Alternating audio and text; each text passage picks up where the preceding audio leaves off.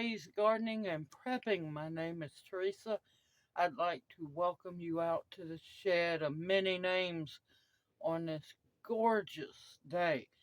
Oh, it has been beautiful and yeah, a little too warm if you ask me. Not quite acclimated for the warm weather yet. I have before me a beautiful, beautiful gift. It is the back quarter leg of deer. For those who don't know, this is venison. Wonderful meat. This is a true blessing. Now, you're going to see this opening bit of cleaning it up and cutting it up in two videos. The first video is going to be me making us a pot of homemade venison stew, and then I'm going to be canning up some venison stew, and I'm bringing y'all along for that as well. Now, with that being said, I have washed it very well, not nicely, but very well.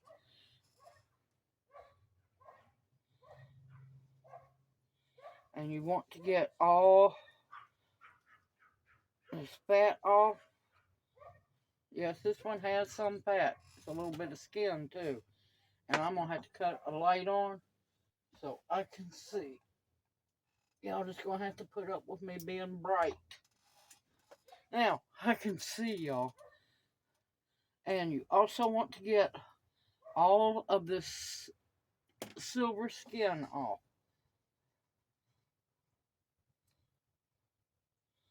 Without getting any meat if possible.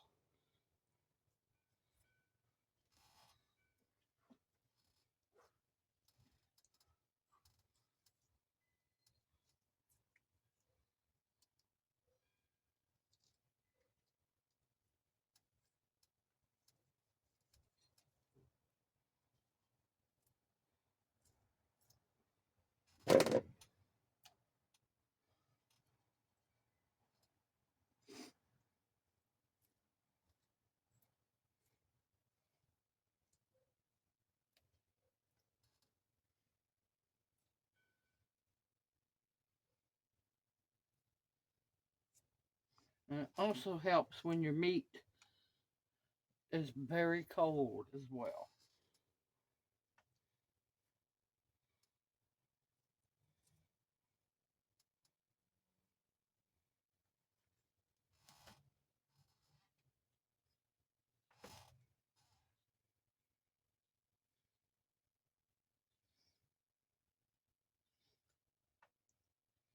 You want to try to get as much of any fat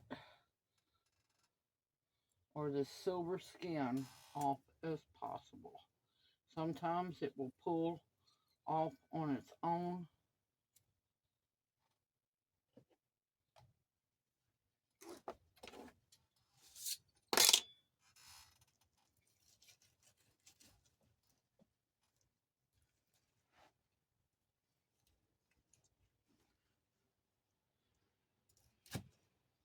Beautiful, beautiful meat.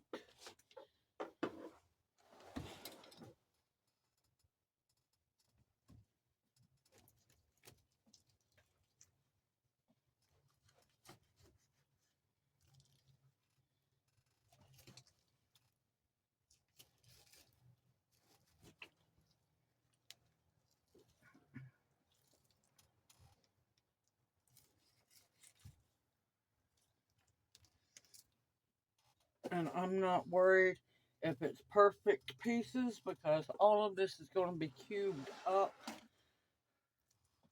All of it's going to be cubed up, so perfection is not what I'm shooting for. I'm shooting to save as much meat as possible.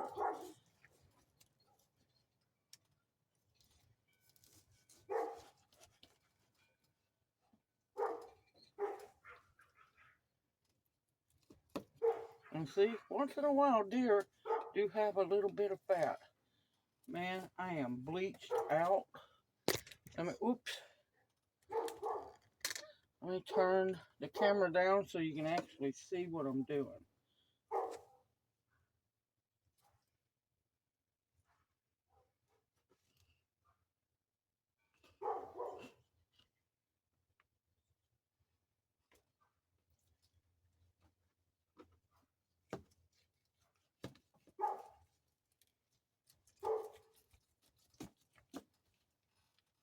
And of course, there'll be some tendons that you'll have to cut out, which is not hard to do.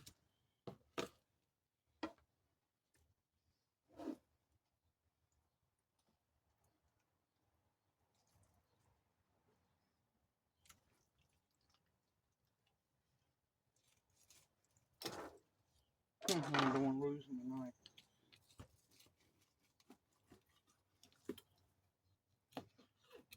But yeah, I'm going to take all that silver and white skin off.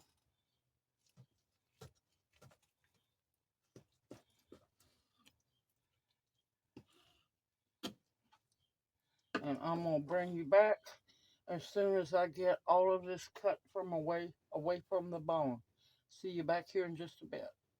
Okay, I have it cleaned off the leg bone,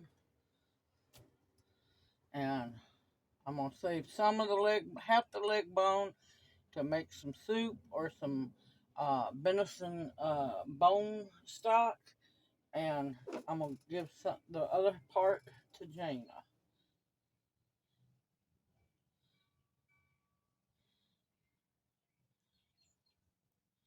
You want to try your best to just get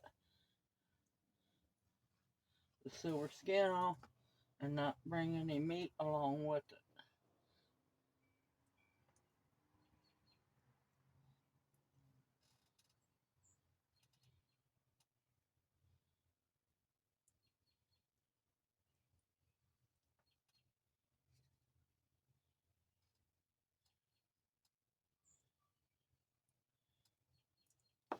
Not hard to do.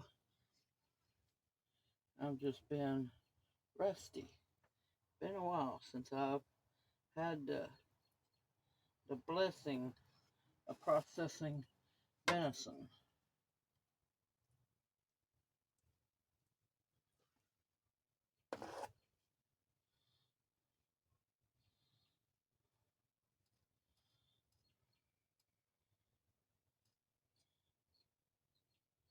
And it's something everyone should know how to do with what's coming up.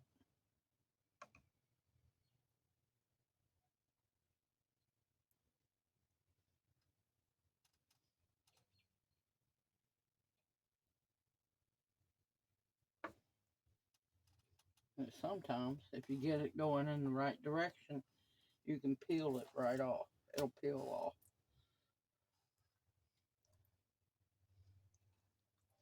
And any white fat, tendons, you want that off.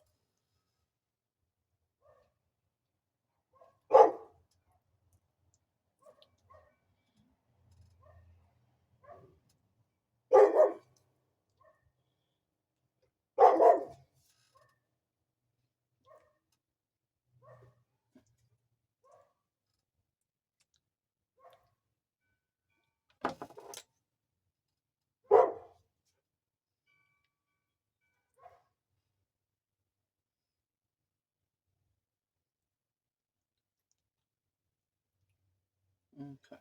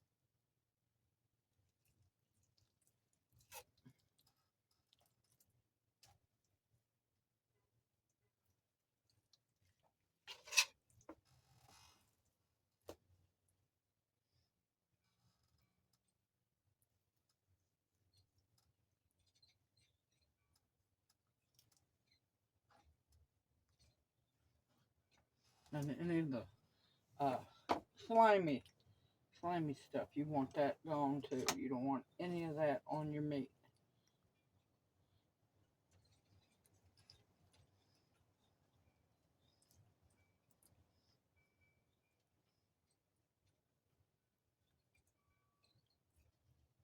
Make sure all of that's off.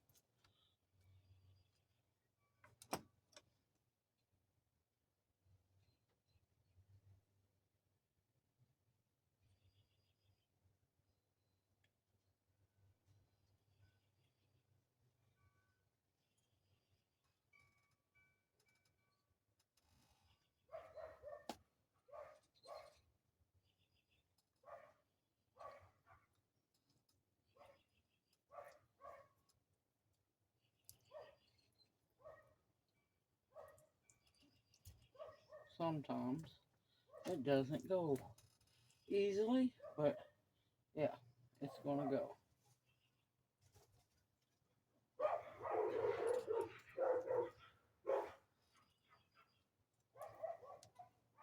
Oop, I want to cut it before it tries to pull any more meat off.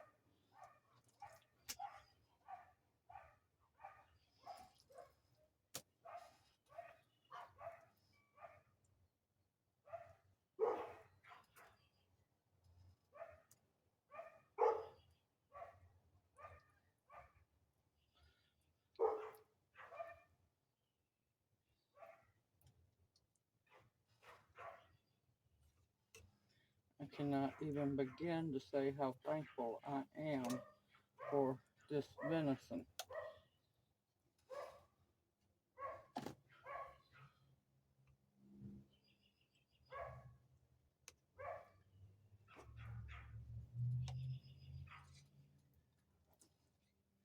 Now, if you want to, you can make sure all of the silver skin's gone or most of it.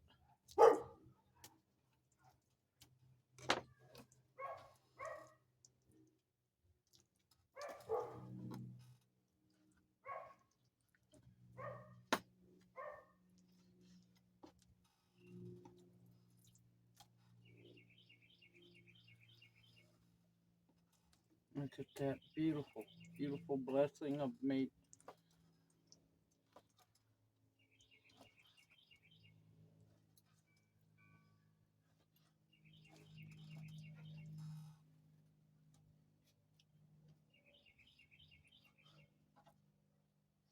And you're going to have different size pieces, small, medium, large. I try not to do too large because I want it to go stretch as far as possible.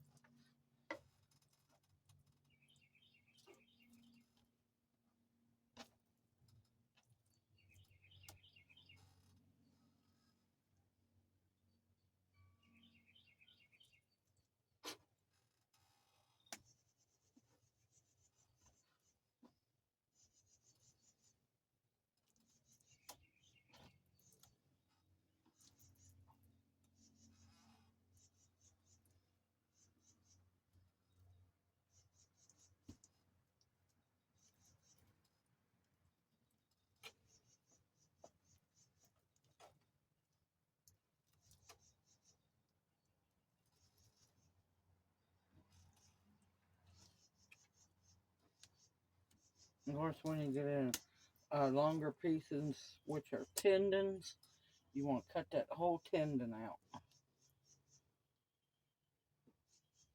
See?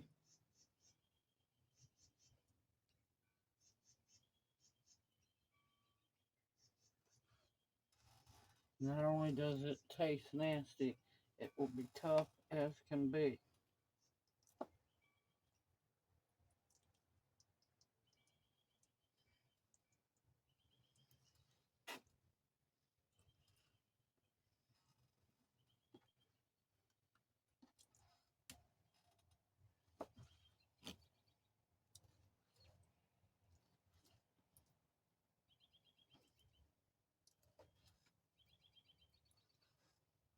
Alright, that's the first piece of many to go. And I will bring you back when I'm done. I'll see you here in a bit. Okay, I have the deer meat cubed up. I have washed it real good just with cold water, y'all. Don't use no soap. And I have it now soaking in the fridge in salt water to bring out a bunch of the blood. And since I'm doing double duty tonight, not only am I making venison stew cooked, I'm also making canned venison stew. I'm going to start on the carrots. Now, I know I'm going to probably need more carrots than this, but we shall see. But what I want is them in smaller pieces.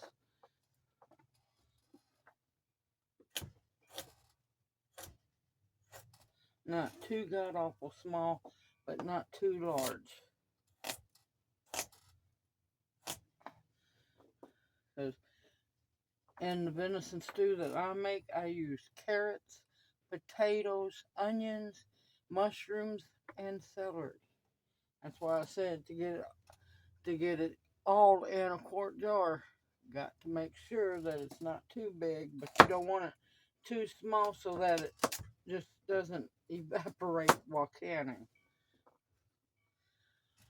After I do the carrots, I'm going to get the celery and the onions done. The mushrooms are dehydrated. Woohoo! So I'll be using that because, yeah, those are some of the ugliest mushrooms at the store. So I'm not going to use that. And potatoes, I'll dice, well, not dice, but cube up at the last minute. And I'll bring you back as soon as I'm done with all the vegetables. See you here in a little bit. Alrighty, y'all, it is time to do some canning, some pressure canning. And it is venison stew time. We're going to can it up. My canner will do 7 quarts at a time. So guess what? We're going to shoot for 7 quarts, y'all, and I've got plenty to do it. All right, let's talk a little bit about safety, canning safety. Make sure that your area is clean and sanitized. I've already done that. Make sure your jars are clean and sanitized or just cleaned really good. You're going to need your bands. I have my lids in hot water. I have a canning funnel. I'm going to be using a teaspoon measure. And when I debubble, I use a plastic chopstick. Now, let's just say if you got a problem with this, leave it at the door. There's not a single thing wrong with using a chopstick to debubble with. They actually work better.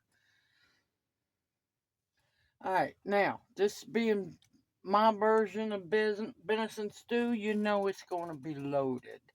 I have my cubed venison.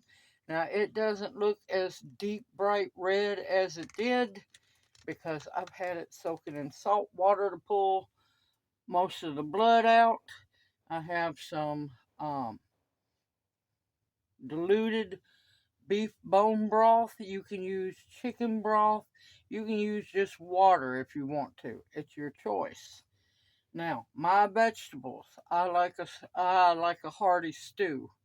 And with what's coming down the pike, we need to get as much as we can that is nutritious in these jars.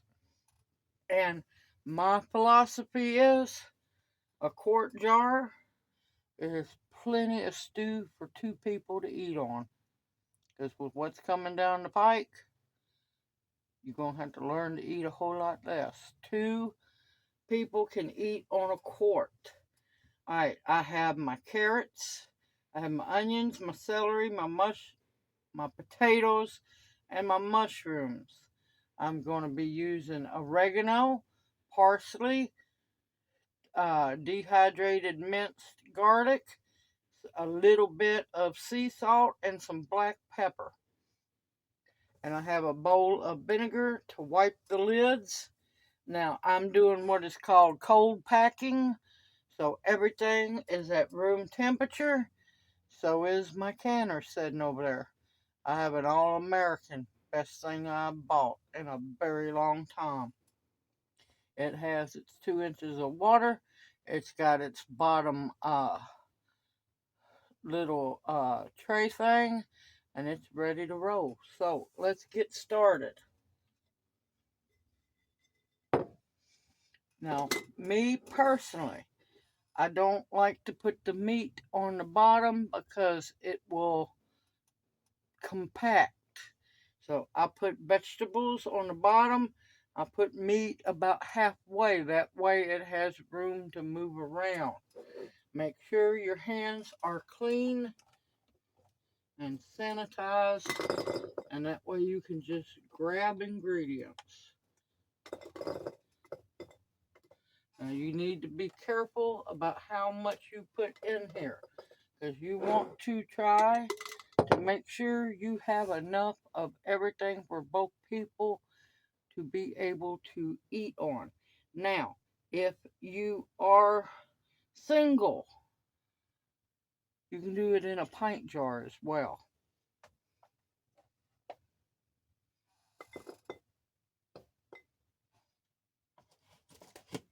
Oh, forget the spoon. That's for that.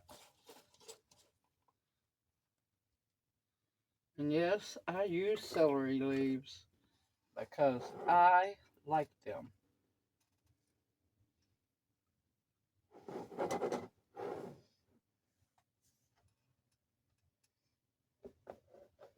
And you want to make sure that you have enough room for everything. You want a good amount of meat, but you also want those veggies as well. Make it balanced.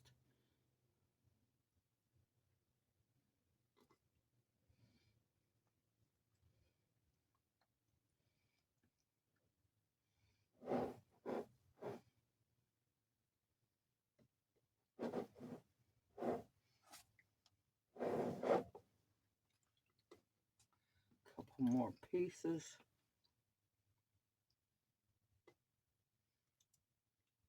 Because I still have other ingredients to put in. I want some onions, and we like onions.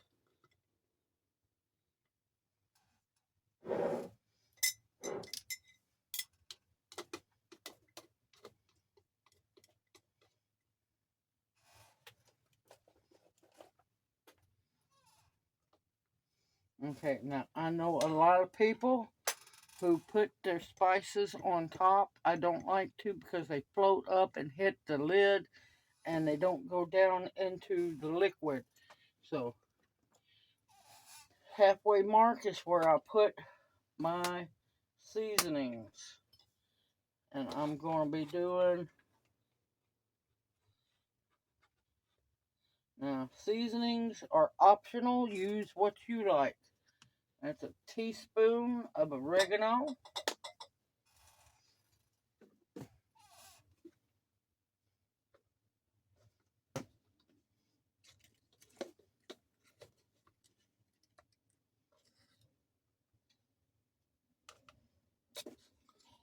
Teaspoon and a half of parsley.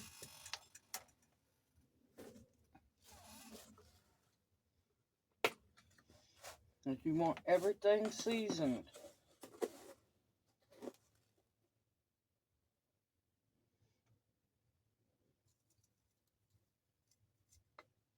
And a teaspoon of garlic, dehydrated minced garlic.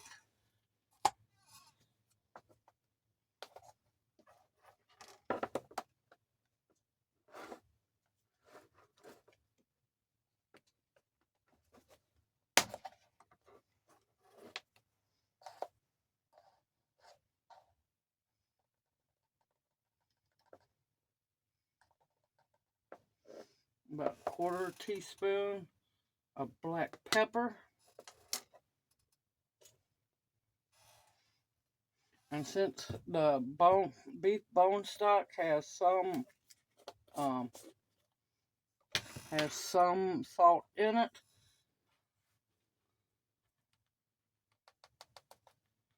I'm gonna put a teaspoon of sea salt in it.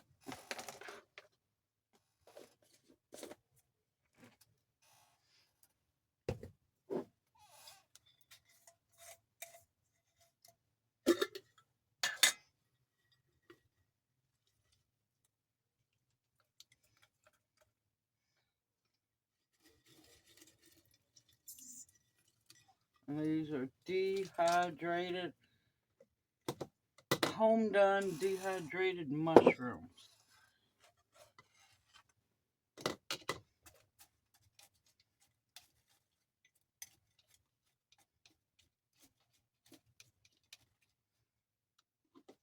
And last but not least, the taters. Now, when putting potatoes in your beef stew or venison stew or any stew that you're canning, you're going to have to make sure that they are peeled, unfortunately, because you can't guarantee that there's not going to be some kind of dirt, possibility of maybe, well, not too many farmers, but if you're using homegrown, um, possibility of some manure being on it. You can scrub them all you want, but you want to make sure that those peels are off. And I do not pre-cook my potatoes for this. Look how beautiful that is. You got your carrots, your celery, your venison, your onions, your mushrooms, and your taters. Now, next batch, I'm going to move the taters down because they're notorious for floating.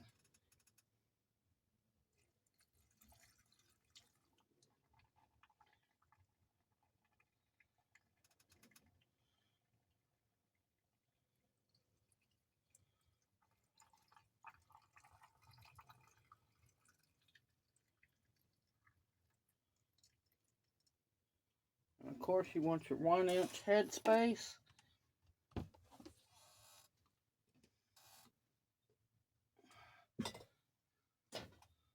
And automatically, I flip a jar to put my funnel in. Now, you have to debubble. Make sure that there is no bubbles in there. You possibly going to have to add more brine.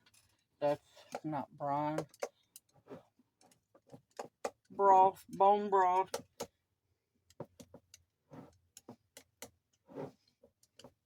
Water, whatever you choose to use. I'm going to add just a little bit more.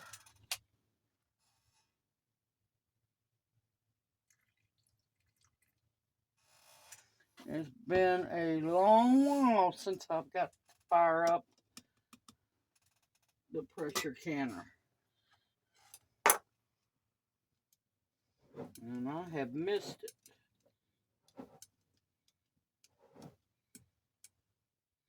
As you can see, some of the herbs have floated to the top, but they will sink down and blend with everything else. Now that you got your jar packed, you're going to need a paper towel.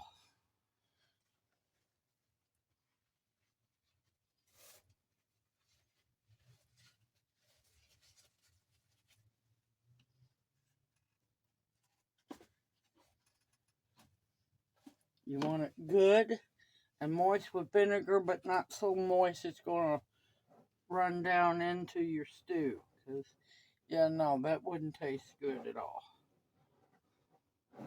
You want to make sure that you go all the way around and you flip your egg each time.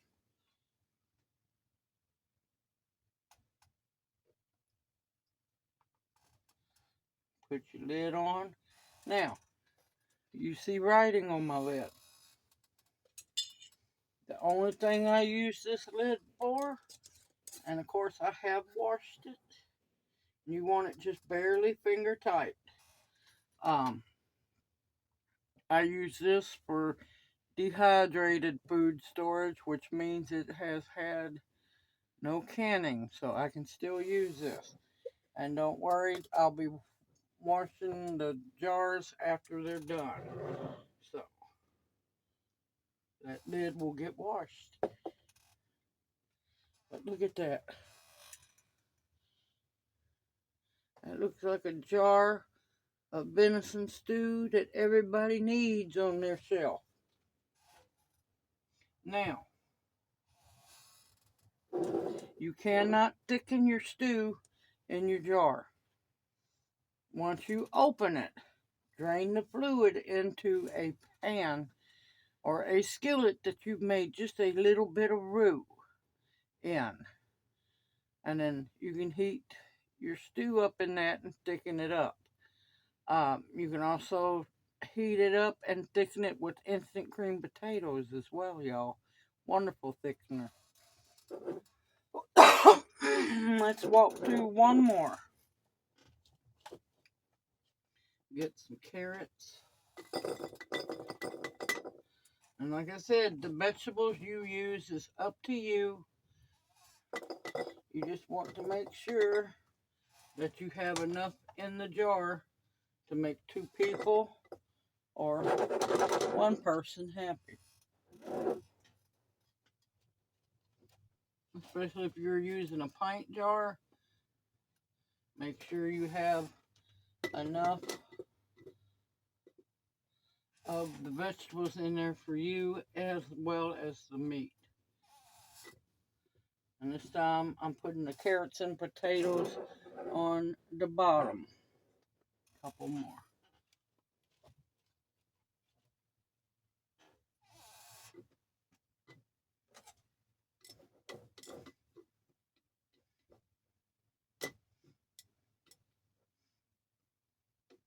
And if your vegetables don't want to behave, you can make them. Use that chopstick or your debubbler or whatever you use.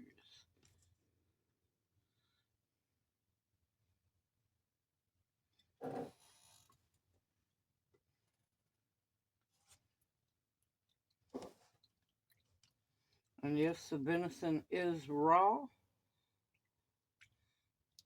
It will, by the time them jars are done, it's going to be fully cooked. Everything will be fully cooked, without a doubt.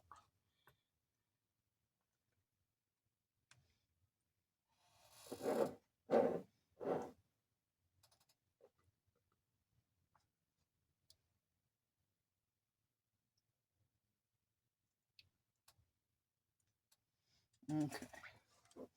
Because I try to get a fairly good amount of meat in there, but don't worry too much because, well, the bone broth is going in, so that's a protein as well.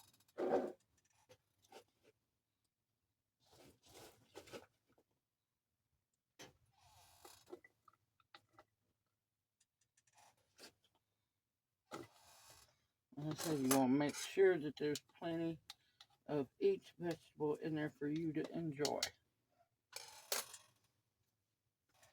Okay, seasonings.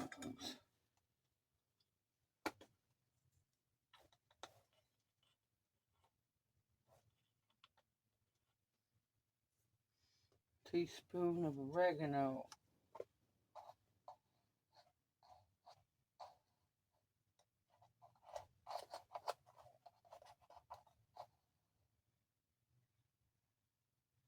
Quarter teaspoon of black pepper. I don't know why I shut that.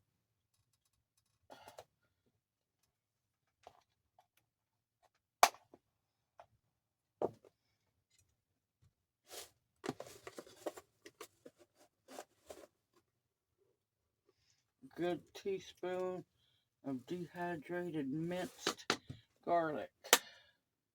Yeah, I'm on a roll tonight.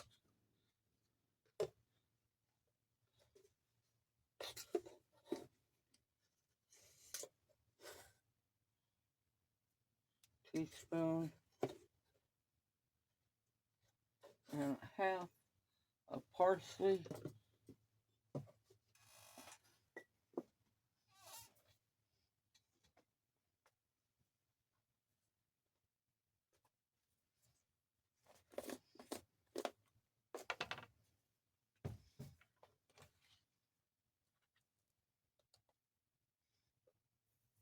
Teaspoon of sea salt.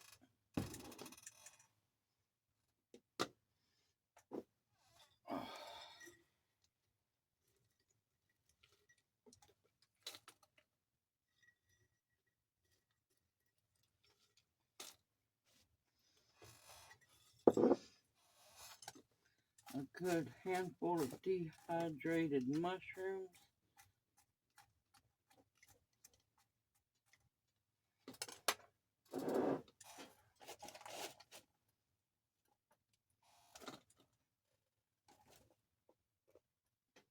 And a good amount of diced onions.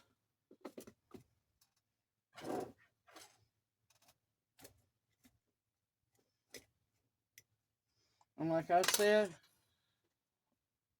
vegetables is your choice. Just make sure that you have a good amount in your jar. It's all about being self-sufficient and sustaining.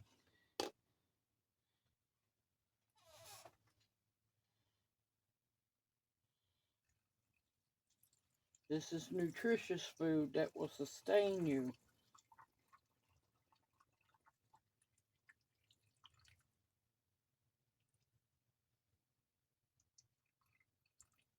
I see a big old air bubble down there. Whoa! Went the oregano. Oregano down. Means I don't have enough room. Thankfully, only spilt a little bit.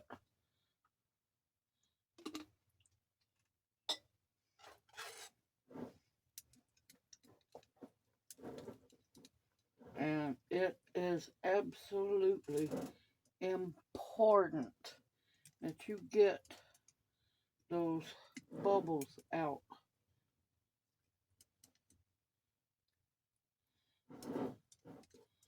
Because bubbles is not your friend.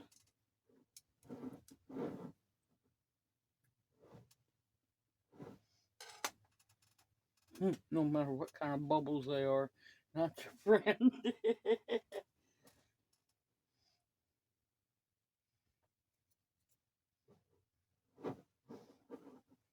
And make sure each time you wipe your jar rim that it's a new section on the paper towel that has vinegar on it.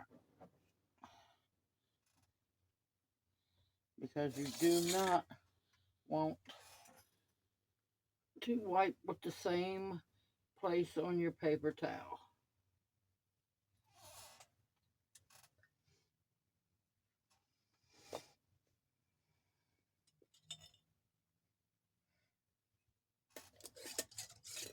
And like I said, barely finger tight. Look at that. Is that not beautiful? Absolutely beautiful. Nope. Now wait just a minute now.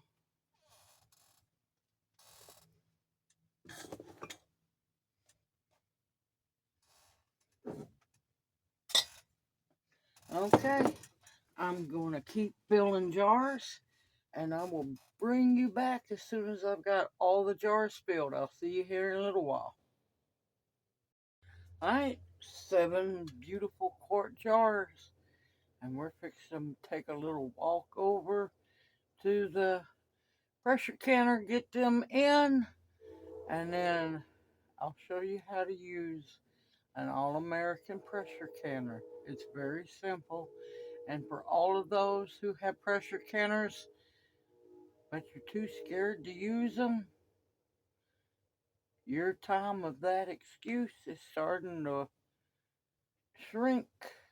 You better get over that hurdle and get to using that pressure canner because it's very, very important. All right, bring you back here in just a bit.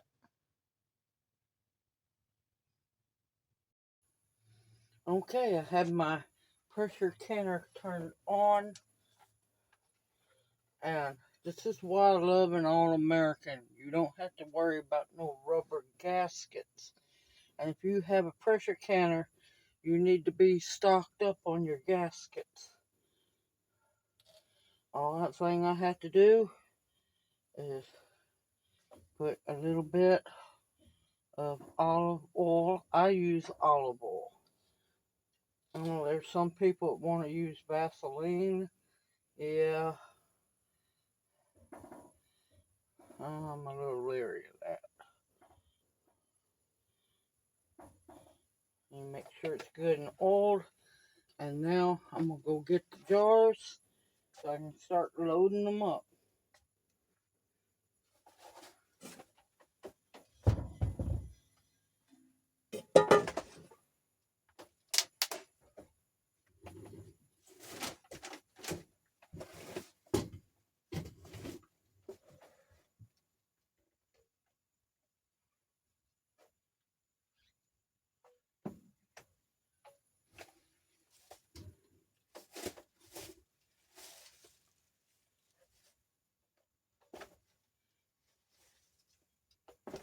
And I am still kicking myself for not getting the one that holds 14 quarts. Because that would have been a blessing to have. And another thing I wanted to say, I have noticed since putting vinegar in my water, the lids are not lasting as long as they should. So I'm going to stop putting vinegar in my water and just take a chance on a little bit of cloudy jars. But guess what? Dawn dish soap takes them cloudy off your jars.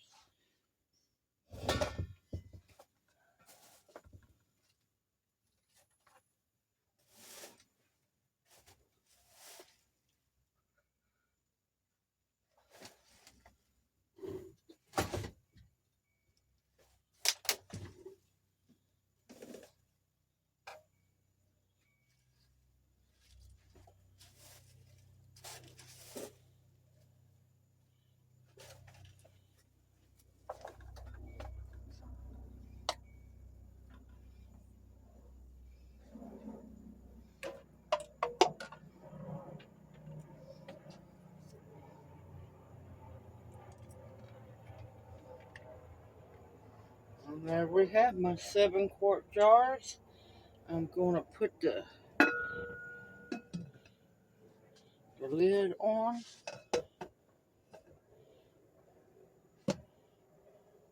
And the good thing about the All-American, it shows you it has an arrow that lines up with the notch. Now you want to do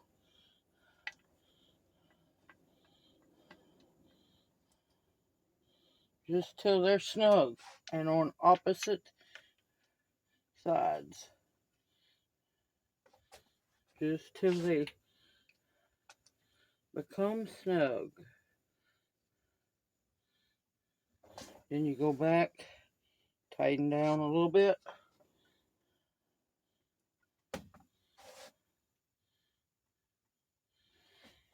And once she comes up to vent, this is the vent. You always check, make sure that is clean and clear. And I will bring you back once she starts to vent.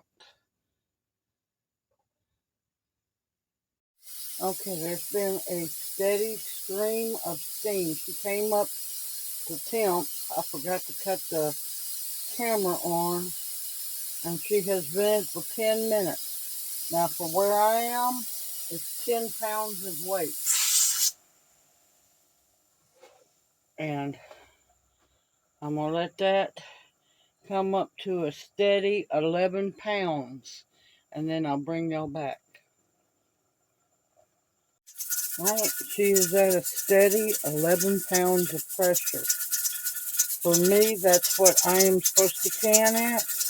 You need to find out what your altitude pressure is. And now the timing begins. I'll bring y'all back in 90 minutes. See y'all after a while. Alright, it has been 90 minutes. I'm going to cut her off. I'm not going to touch nothing. I'm going to let her naturally depressurize. And I'm going to go to bed now. I'm about exhausted. And in the morning, later this morning, I'm going to bring y'all back and take them out of the canner. I'll see y'all later in the morning. Well, good afternoon, everyone. Yes, afternoon, you heard me. Now, I usually wait and let my pressure canner depressurize and then get my jars out. It is safe to let it cool down completely as well. Now, I know for a fact I've already tested it. My canner is cool. Any other time, use a pot holder to remove your weight.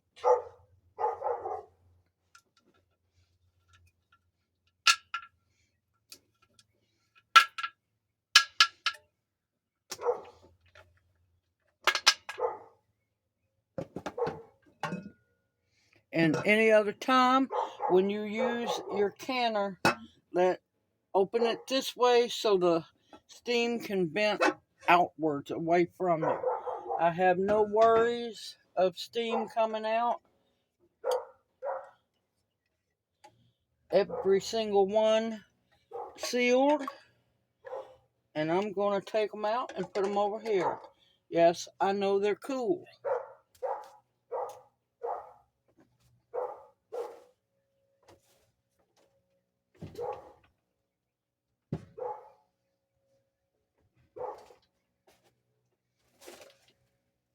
Now, don't try to lift your jars out if they're hot. Hold on, let me grab it.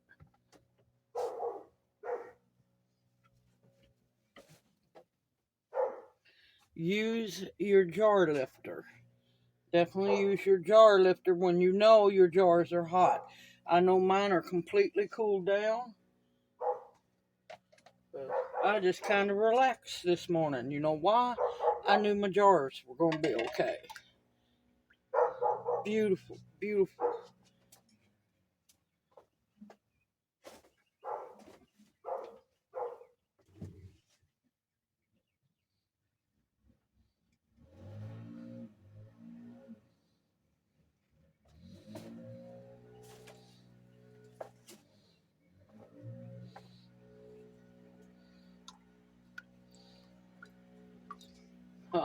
Beautiful jars of venison stew, y'all.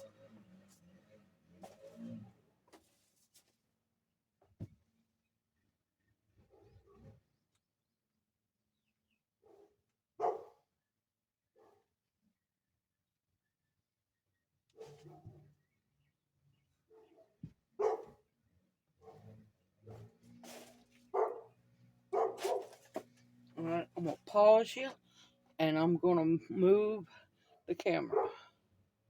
And here we have 7-quart jars of beautiful venison stew.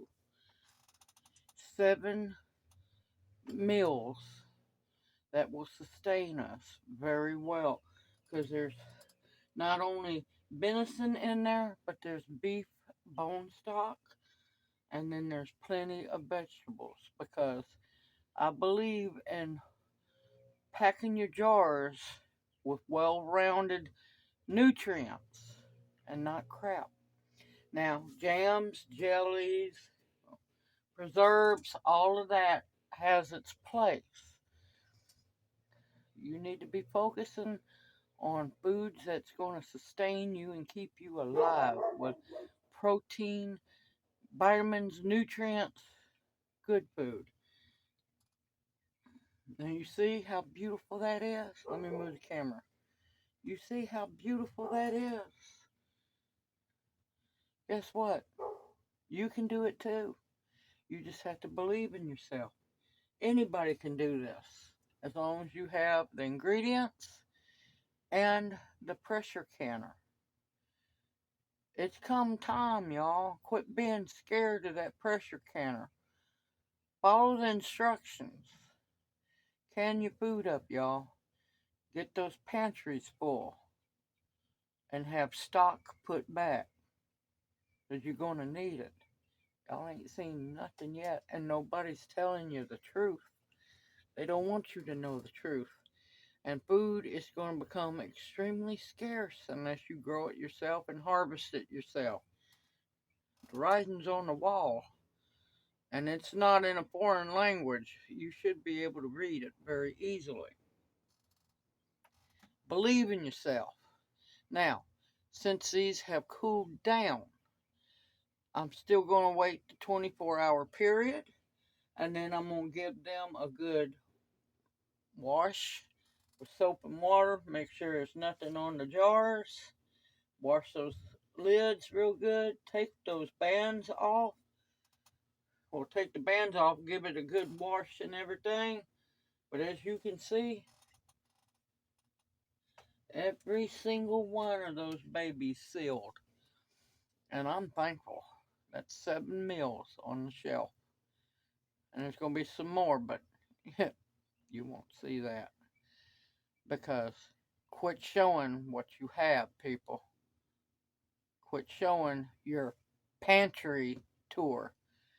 That's setting you up. So go on, keep setting yourself up. If you don't think they're watching, you might want to think again. You can do this, y'all. Take that pressure canner out and become one with it. They're not hard to use whatsoever. I love mine and wish I had a bigger one. Which that's my own fault for not upgrading while I was buying that one. Simple, easy, homemade, nutritious food that will sustain you in times to come. I look forward to seeing you in my next video. Believe in yourself, people. You can do this. Anybody can do this. Read your instructions, know how to use it, and know how to put the food in the jars correctly. Y'all take care. I look forward to seeing y'all in my next video, and may you each be blessed. I'll see you soon.